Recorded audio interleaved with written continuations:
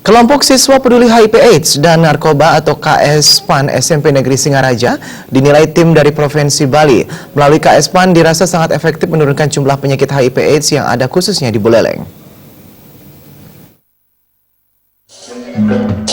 Beginilah sambutan yang diberikan oleh siswa-siswa SMP Negeri 3 Singaraja kepada Dewan Juri dan Wakil Bupati Buleleng yang sekaligus membuka lomba tersebut.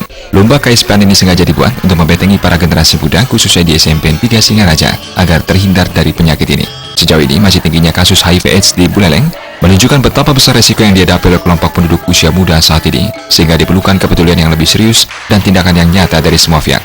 Berbagai upaya dan intervensi telah dilakukan pihak sekolah untuk menekan laju penyebaran HIV/AIDS di Buleleng, terutama bagi populasi usia sekolah. Salah satu yang telah dilakukan adalah melakukan pembentukan, pembinaan, dilanjutkan dengan penilaian KS-PAN SMP tingkat Provinsi Bali. SMP 3 Singaraja sendiri mewajibkan 1.200 orang siswanya mengikuti ekstra KS-PAN ini.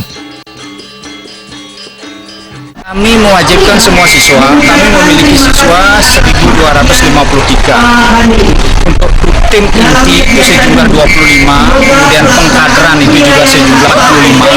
Kami ambil dari kelas 7 dan 8. Sehingga nanti estafet tentang kepemimpinan struktur organisasi itu apabila anak-anak kami yang kelas 9 ini sudah tamat, sehingga bisa dilanjutkan.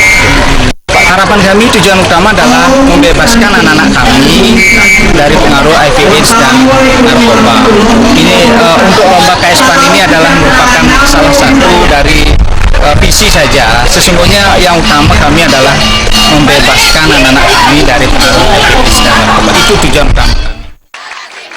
Sementara itu, apresiasi datang dari Wakil Bupati Buleleng Nyoman Sucitra.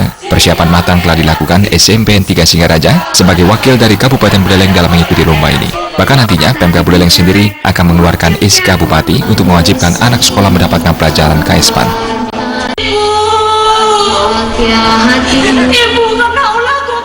Untuk itu kami setelah berkoordinasi satu-satunya mungkin kabupaten melalui SK Bupati mewajibkan anak-anak di sekolah mendapatkan materi KS-PAN.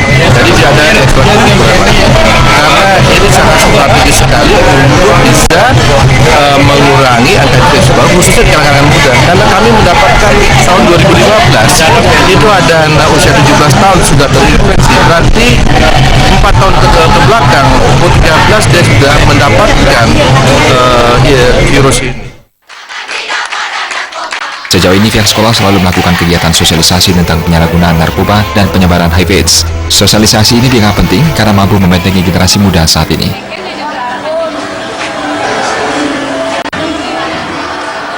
Komang Yuda, Bali TV.